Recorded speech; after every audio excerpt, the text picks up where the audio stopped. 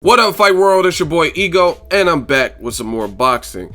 So, a brief video. I want to make this follow-up update video. Make sure you guys like and subscribe to the channel. Lots of great boxing to talk about. Now, Alexander Povetkin, who was at one point the WBC mandatory straight away, him and Bermane Stiverne have agreed and reached an agreement to stage their fight, which was sanctioned or put out there by the WBC. Now, just to catch you guys up to speed, Alexander Povetkin, heavyweight of Russia, he was slated to fight Deontay Wilder. It was already agreed upon.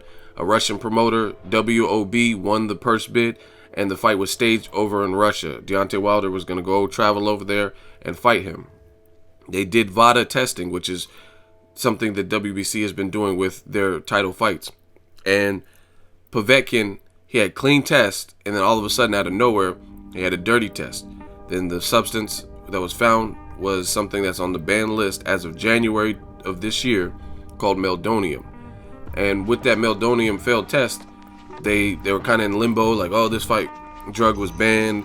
Povetkin's side, they disputed it, like, hey, we took this last year. This was just banned. This happened to Maria Sharapova, a tennis player, things of that sort. So the WBC and VADA, they decided to cancel the fight. Wilder went on to fight Chris Arreola, where he sustained a hand injury, and he stopped Arreola in a pretty much one-sided fight. And then it took a while to deliberate and decide what the final verdict would be. Would Povetkin hold his mandatory position? So the result was this. They deemed that Povetkin, there was not enough damning, compelling evidence to scientifically prove when he took that, when he ingested meldonium. Was it before or after the ban? They don't have any kind of testing that can conclusively tell you when he took it. You know what I'm saying?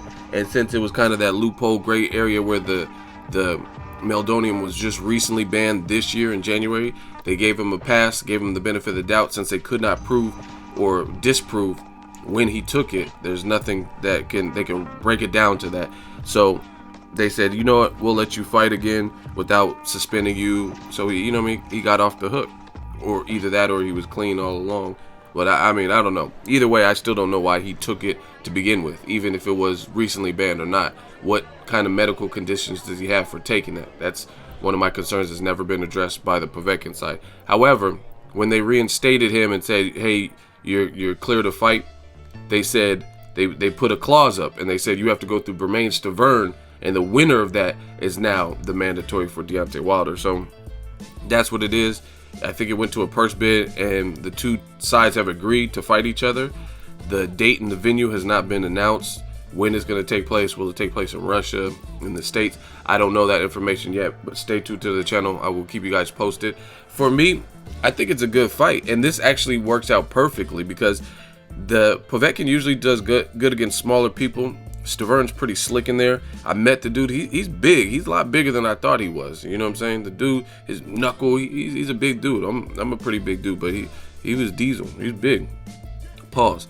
But it works out perfectly because Wilder can't fight the rest of this year anyway, because he just had metal pins placed in his hand and taken out, and he sustained that injury, as I mentioned earlier in this video, against Chris Arreola. So even if they made Povetkin the mandatory straight away, that's just one less heavyweight fight we would get to see this year, because either way he wouldn't be able to fight Wilder. And I'm pretty sure, based on the injury sustained in his last voluntary defense with Arreola, the WBC would be courteous enough to allow him to heal before they strip him. I don't think they would just say, nope, it's too bad, you got to fight Povetkin even though you're injured or you're getting stripped. Everyone knows, he said post-fight after the Arreola fight that he was hurt. You know what I'm saying? So realistically, he wouldn't get stripped, in my opinion. He's been a respectful champion. I talked to Mauricio Suleiman personally, interviewed him, and he told me that basically Deontay Wilder gifted him, it's like a little watch. I have it on video. It's on my channel somewhere. But he gave him a watch. It's a WBC green belt watch, and you know what I mean. It was just like a watch that looks just like the WBC belt, and he liked the idea so much that he actually, like, I don't know if he coined it or whatever he did, but he started producing those and started giving them out to fighters because he liked it. So I'm pretty sure the Suleiman family would not strip Deontay Wilder per his injury. You know what I mean? When he's been defending, fighting multiple times per year, things of that sort. But for Bermane Stiverne, it'll be a dangerous fight. It'll be an interesting fight. He says he believes he can beat Wilder in a rematch. He has in-ring experience with him. So realistically, the first fight was fun, or Povetkin wins, then that's the fight we were going to see anyway. So I'm actually okay with this. I think Bermane Stiverne and Povetkin have good enough explosive styles that will mesh well together. So, like I said, either way, Wilder's out. He won't be returning, and we're either going to see Povetkin fight Wilder, or we're going to see Bermane Stiverne. And again, you can try to feel sympathetic, but he had something in his system that wasn't supposed to be there. So, and it's really, like I said, unexplained why he had it in the first place. So now he has to go through this extra phase to get to Wilder if he wants it. So if he's victorious and beats Stiverne, then he's right back in contention. If he loses to him, then Wilder gets his second fight, and Stiverne gets his second crack at Wilder, and that's just what it is. You guys let me know what you guys think. Looking forward. The heavyweight division's been on and popping a lot lately, so I'm really looking forward to that. Drop your thoughts in the comment section. Let me know who wins. Would it be Stiverne in a rematch if he gets past Povetkin? Will that convince you that he can beat Wilder in a rematch, or will Povetkin be triumphant over